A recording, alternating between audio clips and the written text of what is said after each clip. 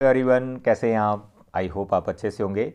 मेरे बच्चे, chapter number 5 from your NCERT arithmetic progression, इसका एक इंपॉर्टेंट क्वेश्चन आज हम डिस्कस करेंगे। क्वेश्चन में कंडीशन क्या है? The sum of first m terms of an AP is equal to sum of first n terms of same AP. कि एक एपी की अगर हम फर्स्ट एम टर्म को प्लस करें और फिर उसी एपी की फर्स्ट एन टर्म को प्लस करें तो वो दोनों अगर सेम आ रहे हैं तो आपने हमें बताना है कि what is the sum of first m plus n terms.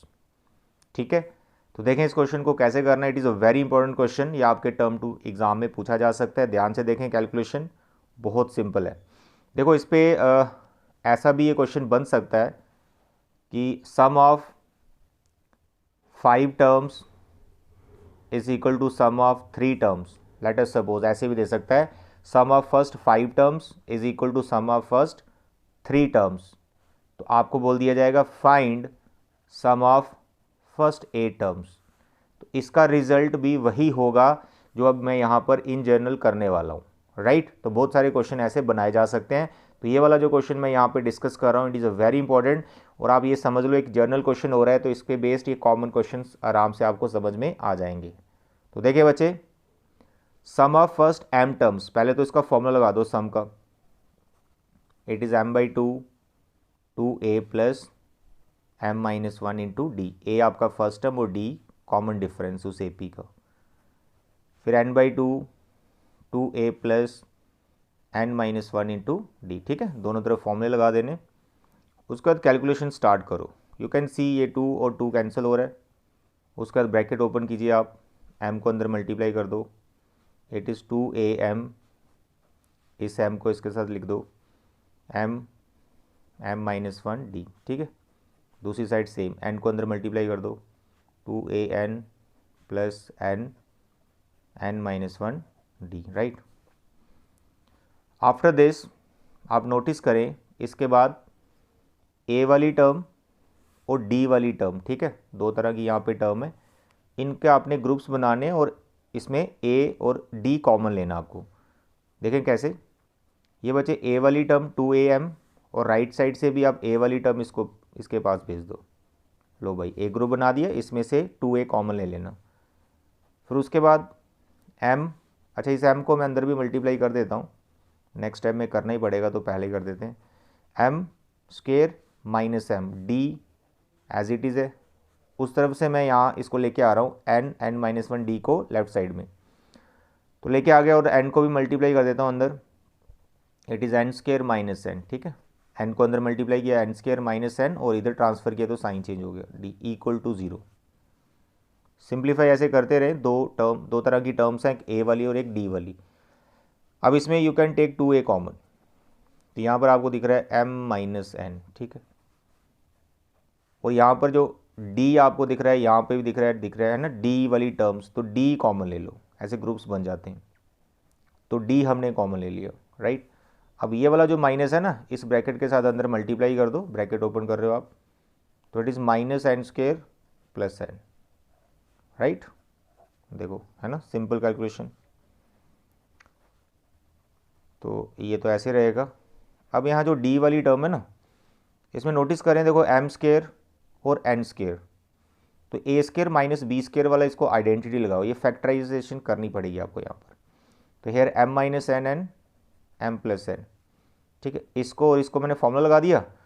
और जो माइनस m और प्लस n दिख रहा है आपको, बची हुई टर्म, ये वाली टर्म और ये टर्म जो बची हुई है, इसमें यू टेक माइनस कॉमन और इसको आप लिख लो m माइनस n।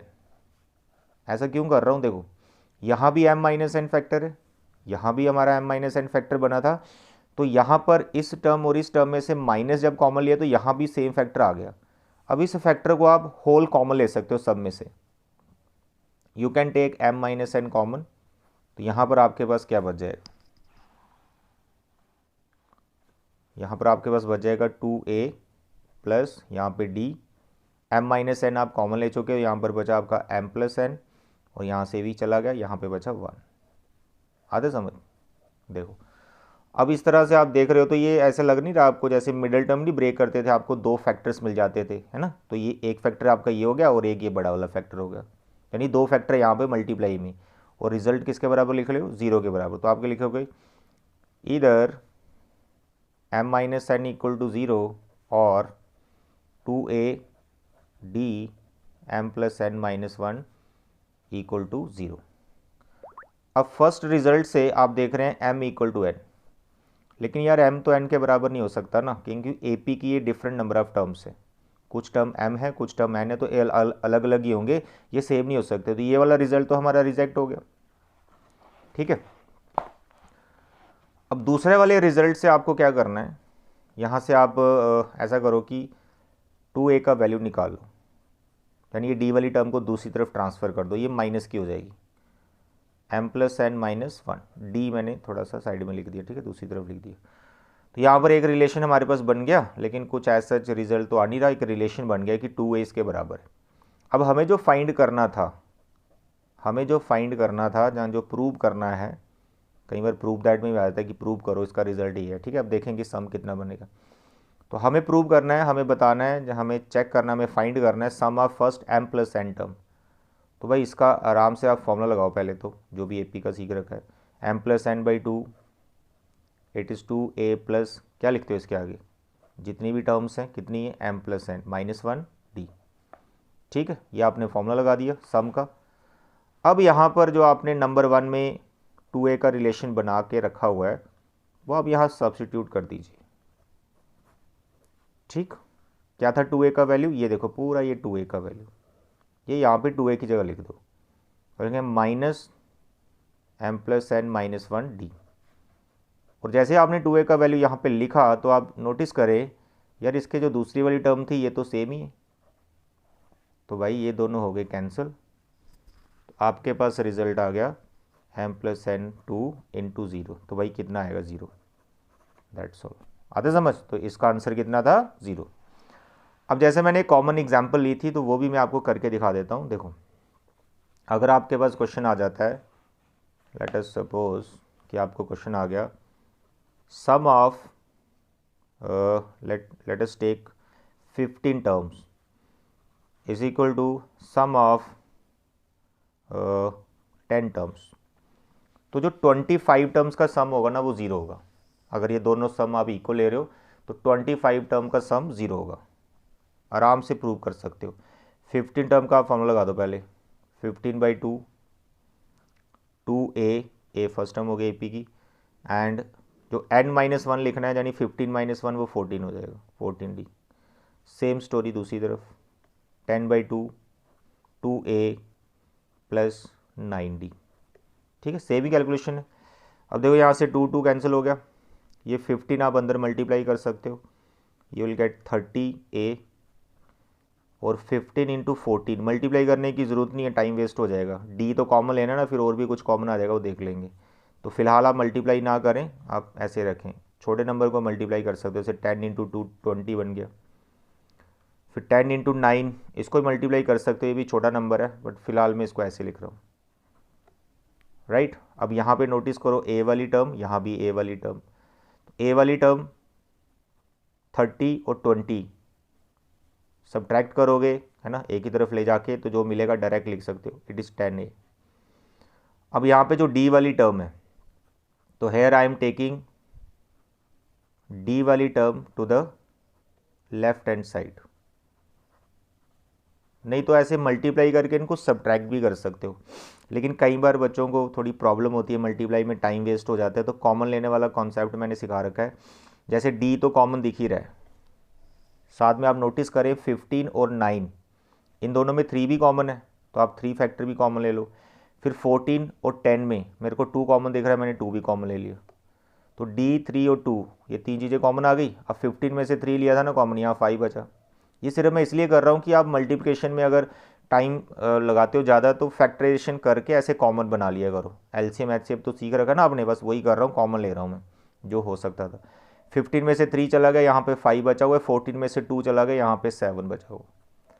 उसके बाद ये 10 में से कितना लिया मैंने, 2 लिया, तो यहाँ पर कितना बचा हुआ है 5, और 9 में से 3 चला गया, 3 बचा हुआ। d तो पहले ही कॉमन है, आते समझ। तो देखिए यहाँ पर बस a और d का आपका रिलेशन मिल जाएगा, यहाँ पर कोई 3 2 ज़ा 6d उसके बाद 35 एंड 5 3 ज़ा 15। अब देखो अच्छा हो गया ना, छोटे छोटे नंबर आ रहे हैं। 10A प्लस 6D, 35 में से 15 कर दो माइनस, सर जी 20 आ गया। और भी रिड्यूस कर सकते हो अभी आप, लेकिन रिलेशन अभी हमारा बन ही गया तो छोटे ही नंबर है, फैक्टराइजेशन में रखो। I am writing 10A is equal to 6D into 20, दूसरी तरफ ले गया माइनस का हो गया, और आप नोटिस करेंगे कि A कितना मिला आपको, -6D 20 डिवाइड बाई 10, ये सब कैंसिल हो गया, तो आपको A मिल रहा है 6 2 ज़ा 12D, -12D। तो आपने A और D में कोई रिलेशन निकाल लिया, यही आपको चाहिए होता है। अब यहाँ से आपको क्या चाहिए, सम ऑफ 25 टर्म्स, जो कि 0 आएगा। अब सम ऑफ 25 टर्म्स का फॉर्मूला कितना होता है, 25/2, फिर आप क्या लिखेंगे 2A, पहले फॉर्मूला लिख लेता हूँ मैं, 2A plus 25 minus 1 that is 24D। ठीक है, अब डालो वैल्यू 2A की, या फिर A की जो निकाल रखी है, या फिर 2A बना के रख लिया करो पहले ही। देखिए यहाँ पर मैं 2A ही बना देता हूँ, देखो मैं इसको लिखूँगा ना 2, ये 2A बन गया, इस 12 को 24 कर देता हूँ। 2A की वैल्यू डायरेक्ट बना लेते हैं ना, यहाँ पर अच्छा लगेगा मैं पुट करना।